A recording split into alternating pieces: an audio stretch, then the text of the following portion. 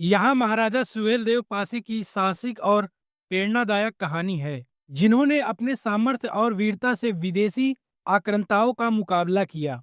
सुहेलदेव पासी भारतीय इतिहास के उन महान राजाओं में से थे। सुहेलदेव पासी भारतीय इतिहास के उन महान योद्धाओं में से हैं, जिन्होंने अपनी वीरता और कुशल नेतृत्व से मुगल आक्रमणकारियों को परास्त किया और भारतीय सभ्यता की रक्षा की।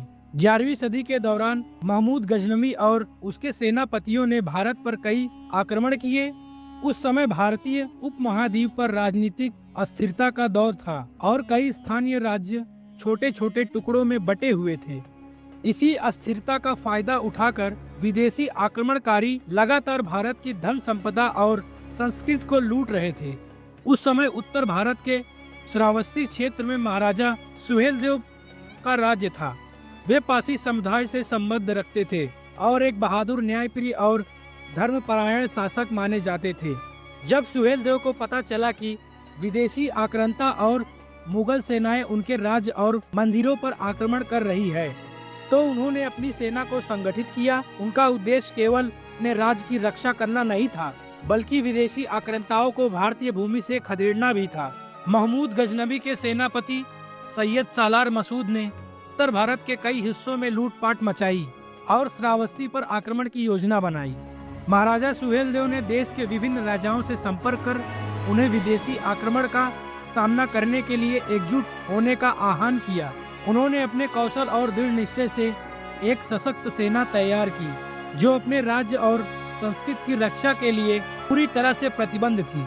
1033 ईस्वी में बहराइच के मैदान में सैयद सालार मसूद और महाराजा सुहेलदेव के बीच एक भयंकर युद्ध हुआ। यह युद्ध केवल दो सेनाओं के बीच का संघर्ष नहीं था, यह भारतीय संस्कृति और विदेशी आक्रमण के बीच का संघर्ष था। सालार मसूद के पास एक विशाल और कुशल सेना थी, जो कई राजाओं को परास्त करती आई थी, जबकि सुहेलदेव की सेना छोटे छोटे राज्यों के सैनिकों से बनी थी। महाराजा सुहेलदेव ने युद्ध की योजना अत्यंत चतुराई से बनाई और अपने सैनिकों को प्रेरित किया कि यह युद्ध केवल उनकी भूमि की रक्षा नहीं, बल्कि उनके धर्म और संस्कृति की रक्षा का भी है। जब युद्ध प्रारंभ हुआ तो महाराजा सुहेलदेव के कुशल नेतृत्व और युद्ध नीति के कारण उनकी सेना ने साहस और शौर्य का अद्भुत प्रदर्शन किया। इस युद्ध में सुहेलदेव की सेना ने सालार मसूद और उसकी विशाल सेना को परास्त कर दिया। सालार मसूद युद्ध में मारा गया और उसकी सेना ने हार मान ली। यह विजय न केवल सुहेलदेव की वीरता का प्रतीक थी, बल्कि भारतीय इतिहास का भी एक गौरवपूर्ण अध्याय बन गई। इस युद्ध के बाद कई विदेशी आक्रमणकारियों ने भारतीय भूमि पर आक्रमण करने से परहेज किया, क्योंकि महाराजा सुहेलदेव का नाम उनकी बहादुरी और साहस की मिसाल बन चुका था। महाराजा सुहेलदेव ने बहराइच की लड़ाई में विजय प्राप्त कर भारत की भूमि को विदेशी आक्रमणकारियों से मुक्त कराया। उन्होंने अपने राज्य में सामाजिक एकता और सांस्कृतिक समृद्धि को बढ़ावा दिया। सुहेलदेव केवल एक राजा नहीं थे, वे भारत के स्वाभिमान और आत्मसम्मान के प्रतीक बन गए।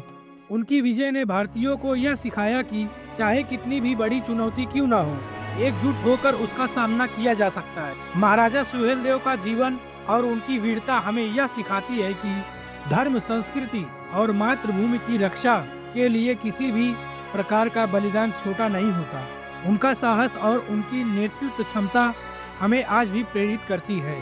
सुहेलदेव के संघर्ष और उनकी विजय की यह गाथा भारत के हर नागरिक को अपने इतिहास और संस्कृति पर गर्व करने की प्रेरणा देती है। यह कहानी न केवल ऐतिहासिक है, बल्कि भारतीय समाज में स्वाभिमान और साहस की एक अमिट छाप छोड़ती है, जो आने वाले पीढ़ियों को प्रेरणा देती रहेगी। तो दोस्तों, आपको यह कहानी कैसी लगी? अगर अच्छी लगी तो लाइक, शेयर, सब्सक्राइब जरूर कीजिएगा। तो मिलते हैं अगले वीडियो में। धन्यवाद।